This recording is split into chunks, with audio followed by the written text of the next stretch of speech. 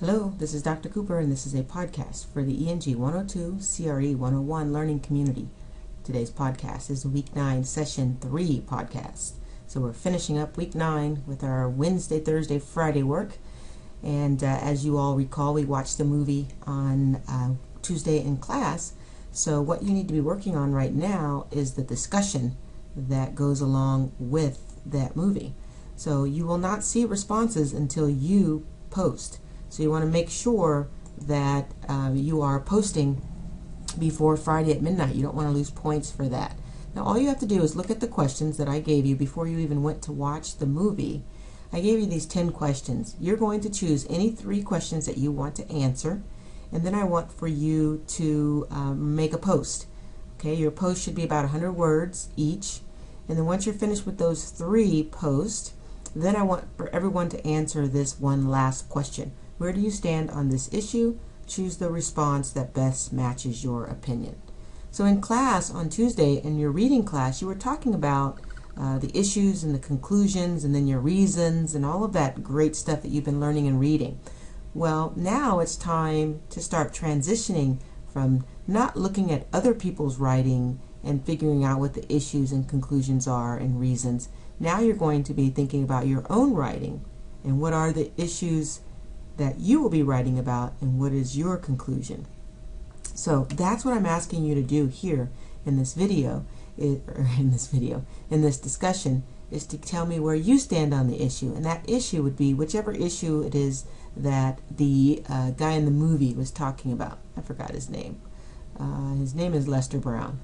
Okay, so Lester Brown brought up some issues in the movie Plan B, and I want for you to take a side or to offer a conclusion. All right, so also for Week 9, you are responsible for completing before Friday assignment number 5. And assignment number 5 is really easy. You're just going to evaluate sources. So you've already been doing some research and you found some web sources in assignment number 3.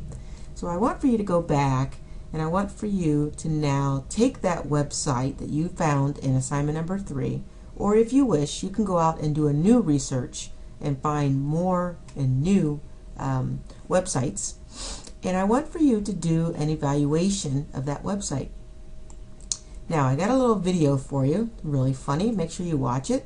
The guy here is a student and he's trying to learn something from the librarian, who is this older looking dude.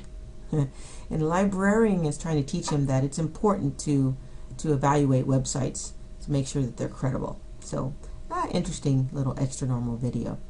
But anyway, you're going to have choice here with the assignment.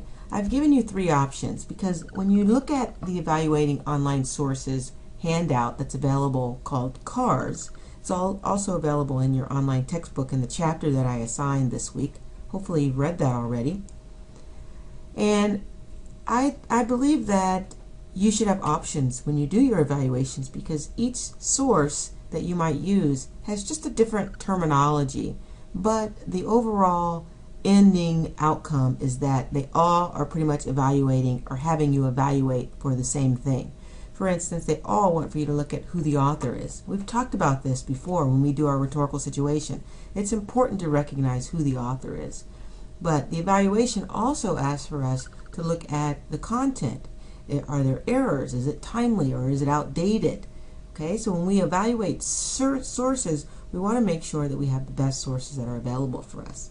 So you will talk about this same concept in your reading class, and I don't want you to forget what you learned here in this lesson. So choose which evaluation tool that you want to use, and then I want for you to make sure that in your evaluation you use the appropriate language. So here you can see that the language for this evaluation tool is authorship, publishing body, knowledge of literature, accuracy and verifiability of the information, and timeliness. And then each other source has its own vocabulary. So when you do your evaluation of your website, it'll look like this. So I want for you, oops, can you see that? Yep.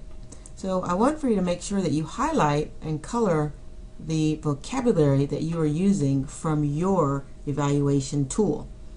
So in this tool, they had the words author, publishing body, knowledge of literature, information, is accurate and verifiable, and then timeliness. So the student is using the vocabulary of the evaluation tool to do the assignment. So based on which tool you choose, your vocabulary will change as well. So make sure that you follow the directions and make sure that your assignment looks just like mine when you're done. So you need a minimum of 300 words, and you'll post it right here in Canvas.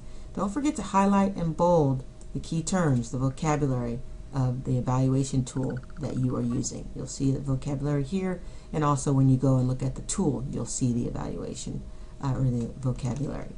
Okay, so that's assignment number 5, and that's due by Friday at midnight. So that's it for English. Just keep in mind that you do have one other thing you're working on for reading, and Mrs. Ortega will probably be posting the quiz for chapters 7 and 8 soon that you can work on. But these are the assignments that are due by Friday. So just a little heads up, we do have an assignment for English that will be due by Tuesday before you come back to class, and I'll be back to talk to you about that on Saturday. So for now, if you want to get a head start, you can go ahead and click the link and see what it is, but that's not due until next Tuesday. So for next Tuesday and next week, we're going to finally choose a research topic, and we're going to start doing research and preparing for our final research paper. I know you're all excited. So let's get busy, and I'll see you all in class on Tuesday.